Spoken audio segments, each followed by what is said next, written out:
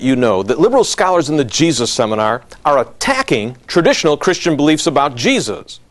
They say it's no longer credible to think of Jesus as divine. The resurrection of Jesus never happened.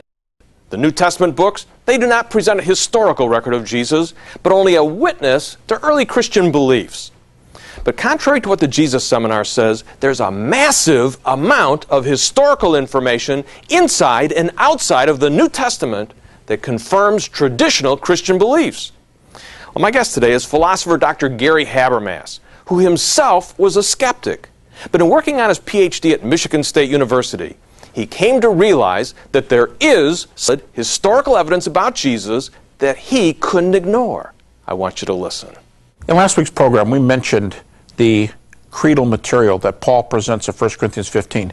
This is probably the heart of contemporary discussions concerning the historical Paul. And of course, they have a great bearing in the historical Jesus. And what we said was something like this. If we can imagine about a 25-year timeline, beginning with the cross, 30-ish AD, ending with the writing of 1 Corinthians, 55 to 57 AD, we've got about 25 years there. Paul said in 1 Corinthians 15, 1 and 2, I gave you this gospel when I came. That's about 51 AD. We've cut it down to 20 years. And he said, then he outlines it in 1 Corinthians 15, 3, and he said, I delivered unto you that which I also received. And the typical view is Paul ascertained this material in Jerusalem with Peter, with James, the brother of Jesus, from Galatians chapter 1, verse 18, about 35 AD. And of course, if we're only 5 years from the cross, Paul's visit to Jerusalem, then somebody had it before he did. And we can spend a couple moments chatting about this, but one important thing from last week's question, how do we know Paul is not the originator of Christianity? Paul says, at the most important point, 1 Corinthians 15:3 says, this is of first importance. He says, the center of my proclamation. And then he says, it didn't come from me.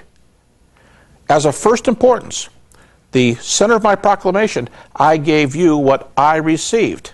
And if he received it in Jerusalem from Peter and James, not only is this not Paul's material, but it came from two of the important proclaimers in the early church, Peter and James, the brother of Jesus. Now, is what Paul says true?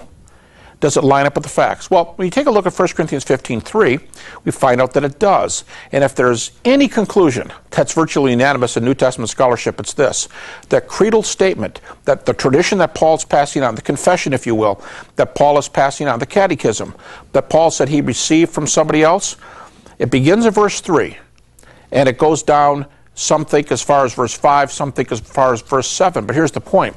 There are a number of indications that this is not Paul's proclamation.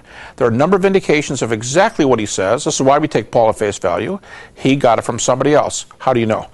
There are non-Pauline words there. Paul never again says, on the third day. This is his proclamation in that he's given it, but not his proclamation as far as he made this up. He's passing on tradition. There are non-Pauline words. Peter is called Cephas.